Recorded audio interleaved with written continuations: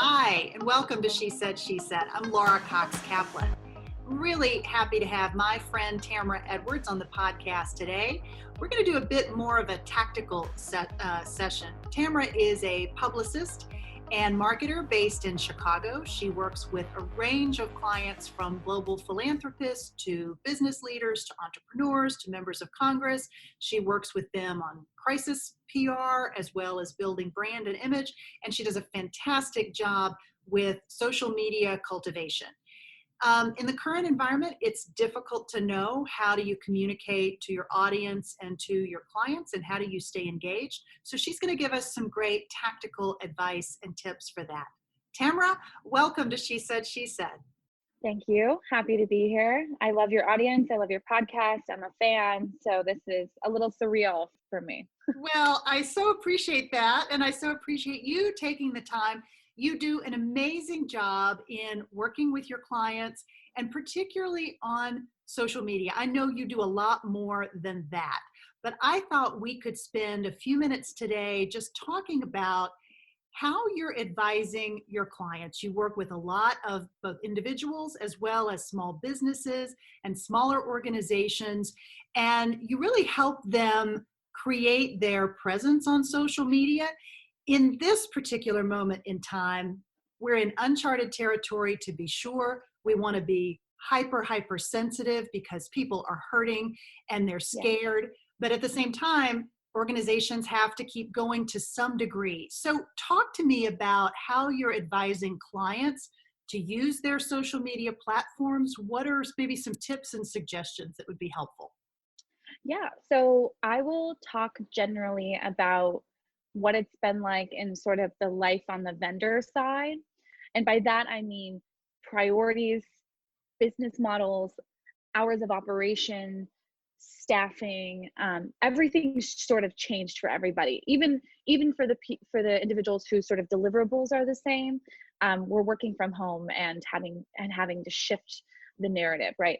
So what I've seen, and I represent individuals on their personal brands and also companies, mostly defined as small businesses, 500 and below, averaging about 5 to 10 million, right? Even if they're a startup, that's sort of the starting place. Mm-hmm. So a broad range of people who are, coaches to blockchain, B2B blockchain entrepreneurs, everything. So what I've noticed is people decided to be in or out. At first, it was, we're not going to do anything. We're just going to stay back. It's not our spot to be chiming in, to be weighing in, to adding to the noise. Other people decided to create some campaigns. So that's really what I'll be talking about. But I will say, for some people, it's been 2 weeks. But for me, I'm based in Chicago. My clients are around the country. It's really been about 10 days of just like lots of fast-paced changes. All of that to say, about now, every one of my clients sort of recampaigned or reconcepted. So a few things that we came up with were new concepts for some clients, for some of our clients. And by that, I mean things that didn't already exist. We created, and this is from a PR perspective, so I'll kind of, evolve a little bit more into the social media side. I'm framing that up to say, no matter what you do, if you have a big publicist or where you fall in these cards, it needs to be integrated back into your social media. But first you need to know what you're going to say.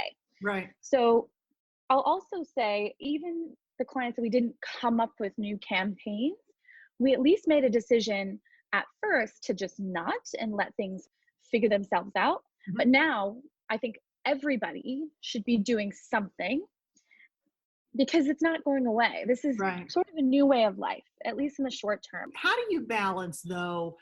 What you just said, I think, is exactly right. There's just a range of emotions.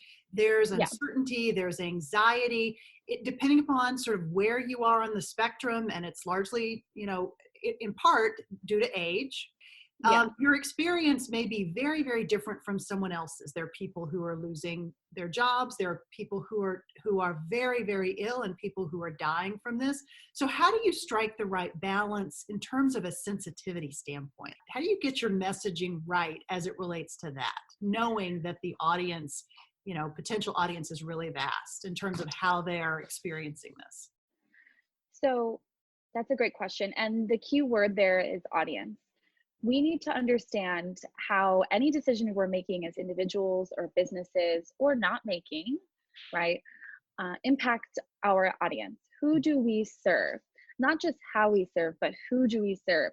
If you are a local, a local, like a bodega or a store or a shop, at least be posting your hours. How will this be impacting? How can people still engage with your business? Other ways to think about it are finding the right words isn't hard. I most of like my interactions with my clients, at least when I'm in the writing phase, is very conversational. When we say things versus when we write things, it's very different. Mm-hmm. I would ask the question, and I would even encourage everyone at home and watching, it might feel a little silly, but answer the question, okay, I know that I could still, and then I'm going to use you, Laura, as an example.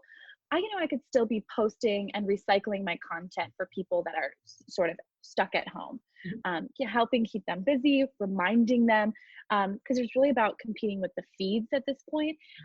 All of that to say is let people know where you're at. Even if you don't have the answers, you don't have to have the perfect words. You don't know you're going to remain in business. If you need a little time to take a step back and build some digital infrastructure, let people know, like under construction, we're going to be releasing this, but concept something. Create sort of a rule book around what you're going to do.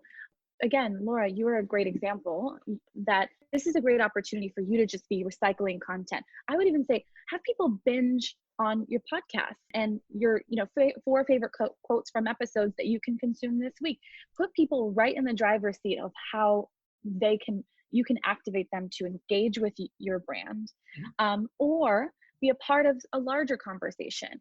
My firm, we've decided to showcase a lot of what we're doing on the internal side. Mm-hmm. So most of the things I've done for my clients in terms of crisis communications or campaign creations, we've sort of put into a 7-strategy document. So I'm just providing resources, knowing that not everyone has access to a publicist or a communications-minded individual. A lot of CEOs, even if they're experienced CEOs, they probably haven't been through something like this before. So again, just what are the simple words? We're remaining open. We're uncertain if we're going to be able to have jobs. We have this library of episodes we'd love for you to engage with. My team, we're servicing our clients in this way. Here's some resources. And, the call to action is just in service. Mm-hmm. I wouldn't encourage this time to be salesy, to do, selling your product, but showcase how you're supporting your community as Americans, how you're supporting, our country, whatever it is. Mm-hmm. Speak up, let people know. It's not bragging to just put words.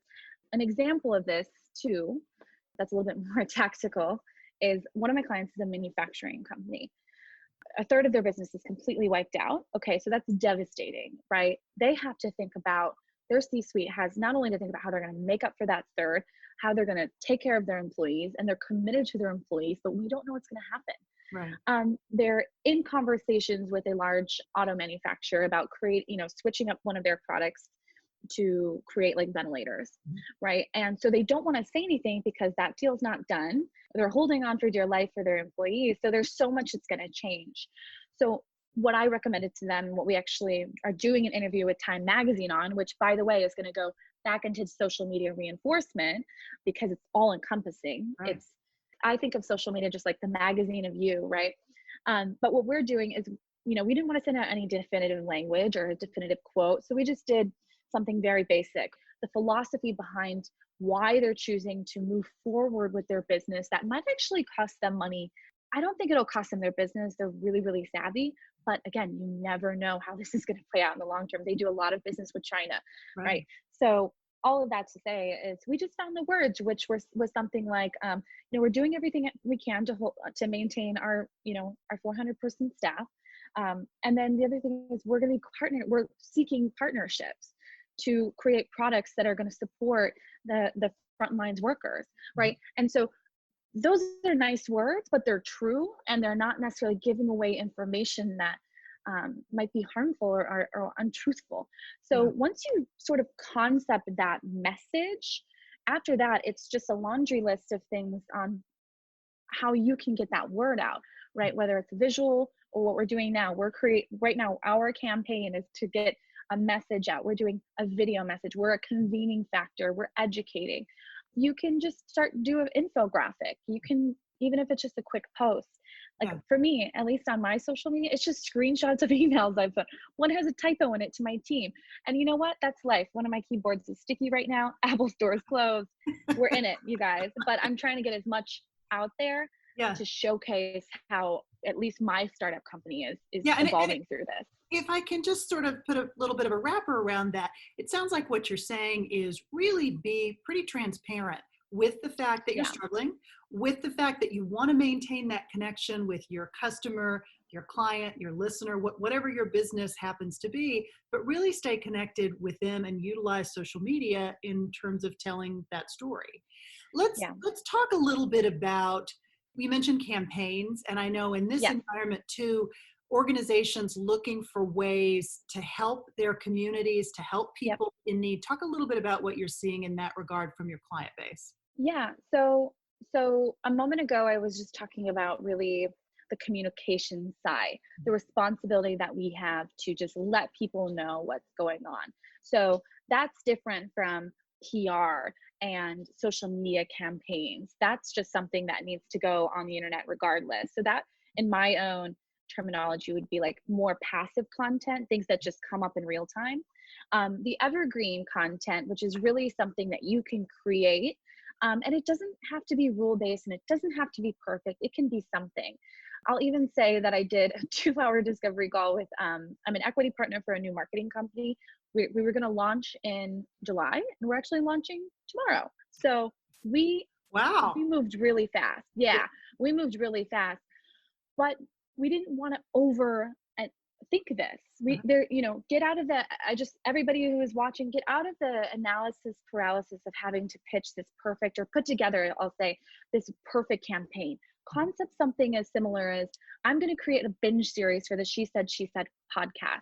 And every day at 2:00, I'm going to be posting on my Instagram stories and something else, some sort of hashtag that is, like she said binge or something like that. And you just sort of create this channel. You create this consistency because we're bored, me, but those of us who decided to stay home, who aren't frontline workers, we need to stay home, create a channel, a place that people can come and consume your content.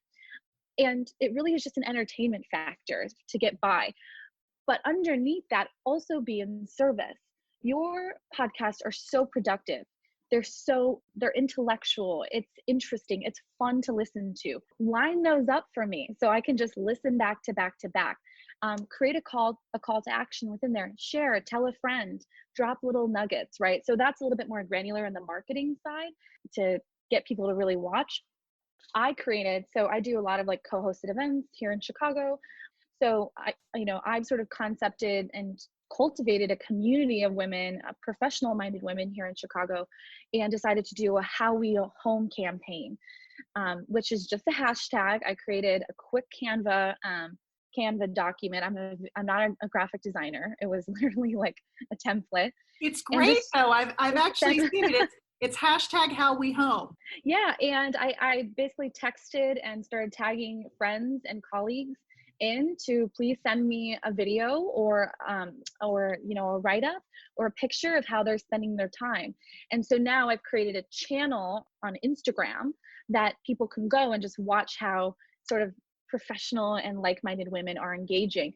It's just really something to do. I didn't feel like icky about it, that I was creating something that, there's nothing for sale on the website. I'm not monetizing this campaign, right. Nor do I intend to, but I'm a convening factor for women who are just like us, like staying home. So I'll say to this too, most of my clients are taking this time to take a step back. We've actually taken a lot of collateral from one of my B2B blockchain clients. And we're working with a graphic designer, and we're just enhancing everything. Their website, we're going to just do another pass of all of their copy. This is a great opportunity to just check out what you're doing. So going into the campaign, the real answer to your question is we became a convening factor, again, for the bartender industry, basically, in the United States. Jameson and yesterday it was Miller Coors gave over $500,000 to something called the U.S. Bartenders Guild Foundation. Oh, it's great. Basically, it's an application. Yeah, and we were saying we really need to walk the walk here, and so let's do our own fundraising GoFundMe campaign. Okay, so we have actually, this is going out to press every week and on social, but this is what we're doing. We're raising funds and following the leads of major beverage brands to donate money. So if we can all get in on this concept, this is great. So we actually heard from the USBG Foundation today. They're experiencing overwhelm with applications. So they need volunteers. So this campaign is creating its own lane. So now our next call to action is not just raise money, but if you have these type of technical expertise or experience and you are willing to volunteer your time to help out this foundation, here's the email. The third thing we're doing, again, going back to being a convening factor, is so we're educating people about resources. We're becoming a convening factor for different restaurateurs who have experienced this. So just like our Zoom call, one of the things we're concepting right now is to do these types of things and give voices to restaurateurs, bartenders, anything sort of under that category, or even experts, even economists we're interested in, even a restaurant journalist we'd be interested in. And we're going to be interviewing them. And this is an ideal place to gather content because it's fast and easy for both of us. But maybe it's a Q&A, fill out form. And so we're going to be releasing that in the next couple of weeks.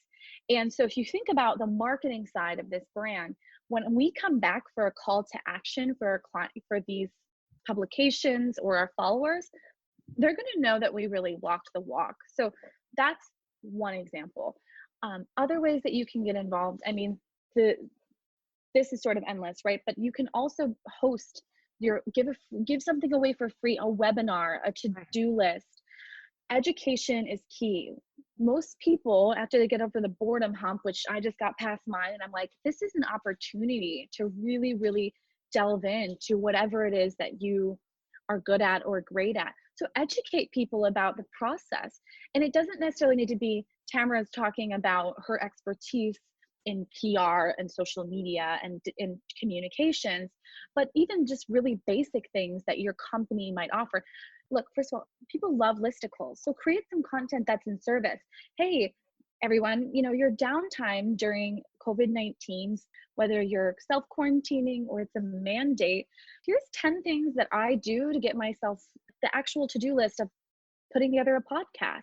And it's just mixing up the content. So it doesn't need to be all over the place. Just come up with one thing, stick to it, follow through, do it the right way. And when it comes to your actual social media channels, the way I think about it is create one piece of content and publish often. And that way you don't have to show up and be like, oh my gosh, I have to write this perfect copy right now and it has to be great, but concept it, take it offline. I carry around these note cards everywhere I go and just write things to myself. It's kind of like that to me, that feeling when you're on a plane without the internet. Take yourself offline, put on a song, and just come up with your own campaign. I'm going to talk about, okay, what is my audience doing? What do they care about? How should I support? Let me just come up with a list of 10 things and voila, post them once every week, post them once every other week. I'm not saying it's that easy, but we all know how to write. We all know how to get our message across. We all know how to give away something, right? And if you don't know how to build curriculum, do like 3 steps to whatever, 5 things you didn't know, whatever.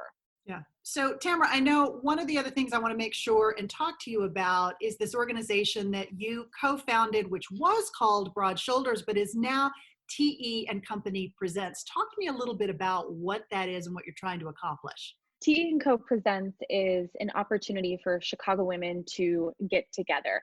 To be honest, it's part of my personal brand. It's a very articulated version of my personal brand, very external and very in service. But we are a convening factor to organize events for professional-minded women of Chicago. And they're not just happy hours. There are things like self-defense and mimosas, fireside chats with leading power players, business power players in Chicago. I've had really great people be a part of it. And then there's sort of opportunity factors, like we got invited to the Cubs family suite for one of the events, and joined a few women at the Girls Inc. luncheon. So different philanthropic endeavors that people can get involved in. Yeah, well, it sounds like too, based on what it's a service to clients, to potential clients, and to women who may work for your clients, right? And so you're giving tactical opportunities to network in a way that's not so, like, as you said before, name taggy, right? It's not like sort of that yucky.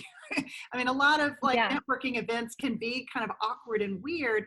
This is a fun way of having that collaborative experience with other women that you want and need to know, who you're going to potentially do business with. Like, it's an opportunity to network and interact with them, right? In sort of a different environment. Yeah. It's a great idea. Yeah.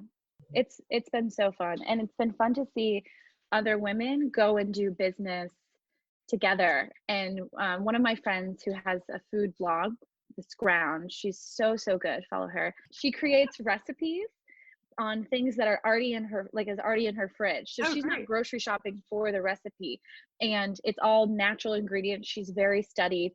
And this other organization that actually do pro bono for PR for, called Maker Girl, they're a 3D, they own a bunch of 3D printers.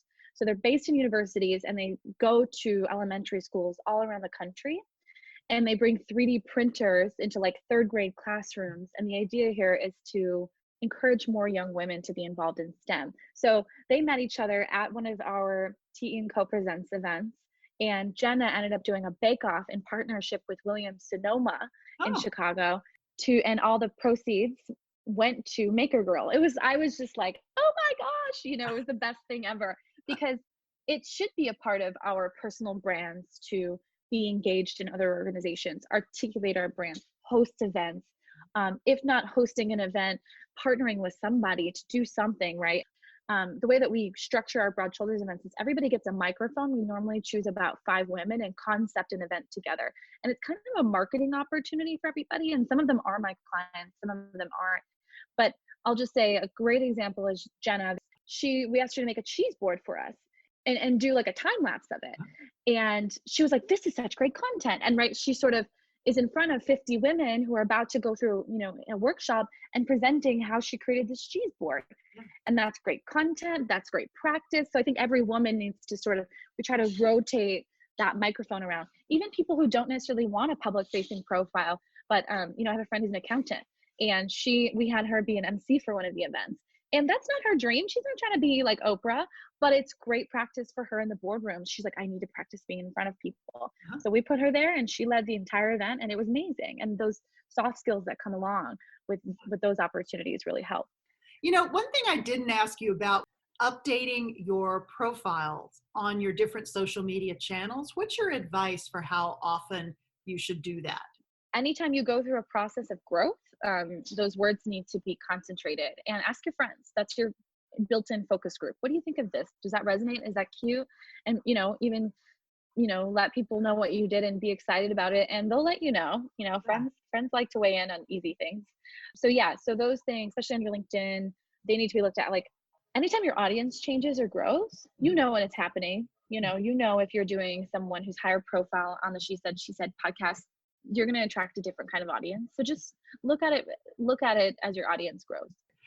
Well, thank you so much. This was fantastic and so informative. I know folks are going to love this. So I really, really appreciate you taking the time. Thank you. I appreciate it. To learn more about Tamara, you can go to the show notes for this episode at shesaidpodcast.com. You can also follow us on social media at Laura Cox Kaplan or She Said Podcast. Thanks so much for listening. Be well.